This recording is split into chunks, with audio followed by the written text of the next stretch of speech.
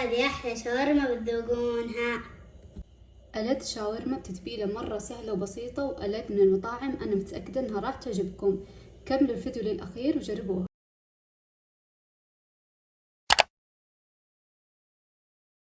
السلام عليكم بنات، كيفكم؟ إن شاء الله تكونوا بخير. في فيديو اليوم إن شاء الله بسوي معاكم الشاورما بطريقة مرة سهلة ولذيذة بدون فلسفة وبدون أي شيء. واليوم عندنا مساعد الشيف فيصل بيساعدنا ويسوي معانا. السلام عليكم. فيلا نبدأ. وقبل ما نبدأ لا تنسون اللايك والاشتراك. طيب يا بنات، أول شيء راح نبدأ بتقطيع صدور الدجاج، ولكن قبل ما نبدأ بتقطيعها خلونا نشيل الزوايد اللي تشوفونها ونعقمها بالملح والليمون. يعني تشوفون زي هذه الزوائد لازم تنشال ونخليها نظيفة وجاهزة للتتبيل. بعد ما نظفنا صدور الدجاج خلونا نقطعها سوا. خلوني أوريكم طريقة التقطيع المناسبة للشاورما. نجيب صدور الدجاج ونبدأ نقطعها بشكل مايل زي كذا. تشوفون، حاولوا انكم تخلونها مرة نحيفة. طبعا فيصل هنا ناشب لي يبغى يقطع، بس انا قلت له ممنوع. اذا ما تعرفون يا بنات، فيصل دايم يساعدني في الطبخ، يحب الطبخ. لو تتابعون على السناب تعرفون انه دايم يطبخ معاه. والحين بعد ما قطعنا الدجاج خلونا نبدأ بالتتبيلة. اول شيء نحتاج زبادي. يلا فيصل حط زبادي بالملعقة الكبيرة. حط زبادي.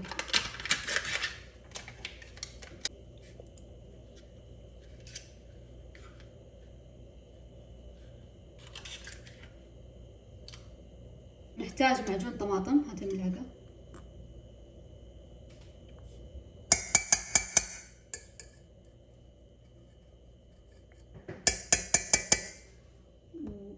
وشيء أساسي طبعا الثوم. حط الثوم يا فيصل بدون ملعقة، بدون ملعقة.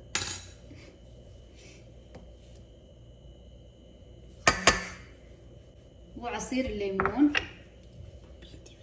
ايوه بيد، تكلم بصوت عالي عادي.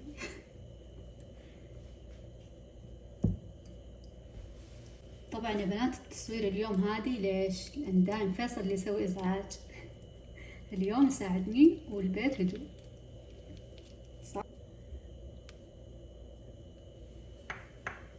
طلع الحبوب كلها. والحين وقت الملح والبهارات.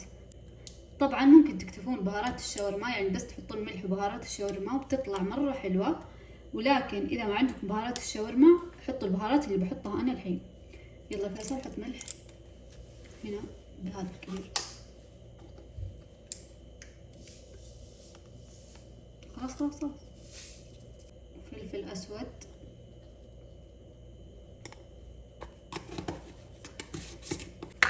بابريكا. بس هنا لا تكثر، لا نص. ايوه.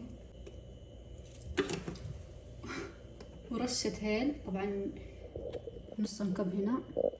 رشة هيل لأن الهيل هنا أساسي يا بنات، يعطينا نكهة مرة حلوة. وراح أحط طبعا أنا من بهارات الدجاج اللي أنا مرة أحبها. يلا.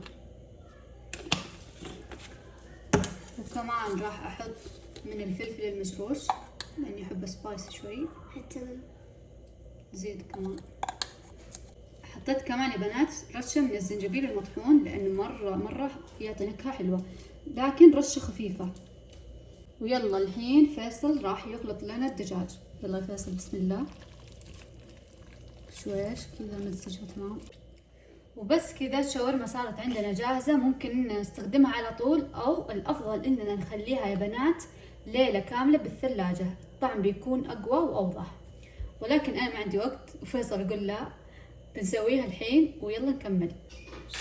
وهنا يا بنات عندي في الصاج حطيت شوية زيت، راح نخليه يسخن مرة. ضروري تخلون الصاج يحمى مرة، ما ينفع تحطون الدجاج وهو لسه بارد عشان ما تطلع الموية منه ويصير كذا ناشف ومو طري. فأنا هنا بخليه يحمى.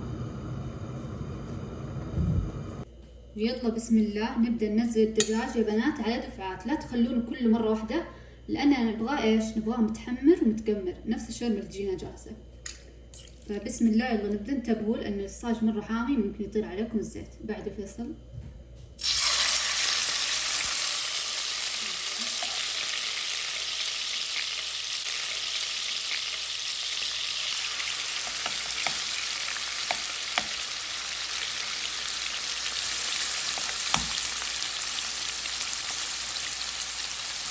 نبغاه بهذا الشكل عشان يطلع معانا متكمل. اوكي يا بنات؟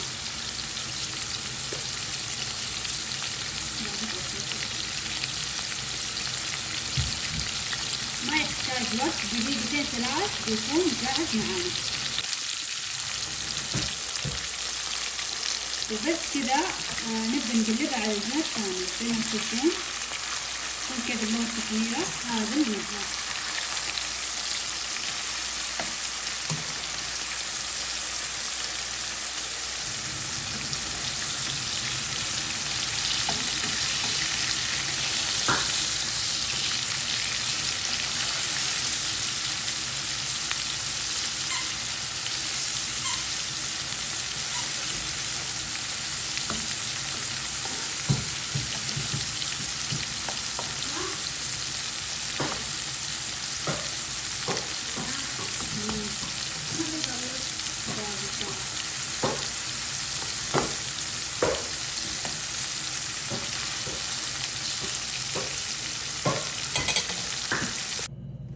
وبكذا صارت عندنا الشاورما جاهزة.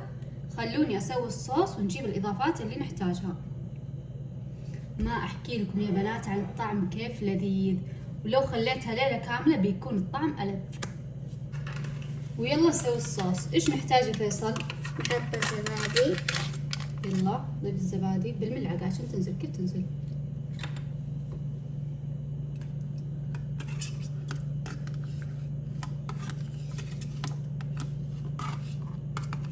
ونحتاج شوي من اللبنة، ونحتاج فص ثوم مهروس. جيب الثوم المهروس. ونحتاج شوي من الطحينة السائلة. يلا فيصل حط شوي لا تكثر. بسم الله بشوش بشوش بشوش كذا خلاص. وش نحتاج بعد؟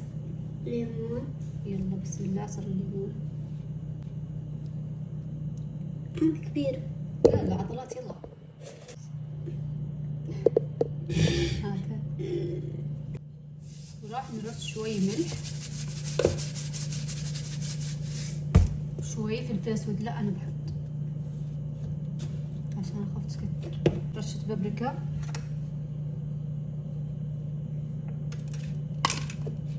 خلاص خلاص خلاص.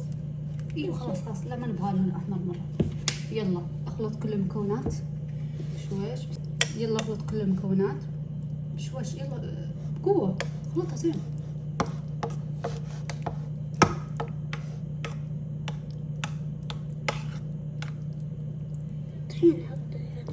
وكذا الصوص عندنا صار جاهز. انا بالعاده بنات اسوي الصوص الثوميه نفس صوص المطاعم، بس عندي اخوان شوي ما يحبون مره فسويت هذا الصوص.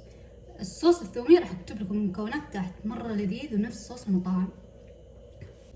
ويلا بسم الله نبدا نلف الشاورما. اول شيء عندي هنا خبز لبناني او خبز مفرود. نضيف في الصوص. لا لا لا نضيف كله كذا بس في الوسط. ايوه نسيت هنا كمان تحت. نضيف الشاورما بسم الله. ونبدأ نضيف الإضافات اللي نبغاها. فيصل إيش تبغى؟ مخلل. حط لنا حبات مخلل. حط كمان بطاطس. فيصل يعشق المخلل زي.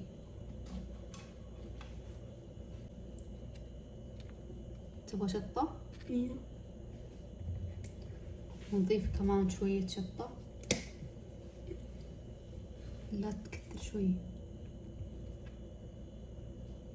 خلاص خلاص خلاص. وبس كذا أحلى شاورما صارت جاهزة. خلونا نلفها بهذا الشكل وراح نحمرها على الصاج. نفس الصاج يا بنات اللي سوينا فيه الدجاج راح نحمرها عشان تاخذ لون حلو. وبكذا صارت عندنا الشاورما جاهزة. جربوها وبالعافية علينا وعليكم، ولا تنسون تكتبوا لي رأيكم تحت في التعليقات. ولا تنسون اللايك والاشتراك.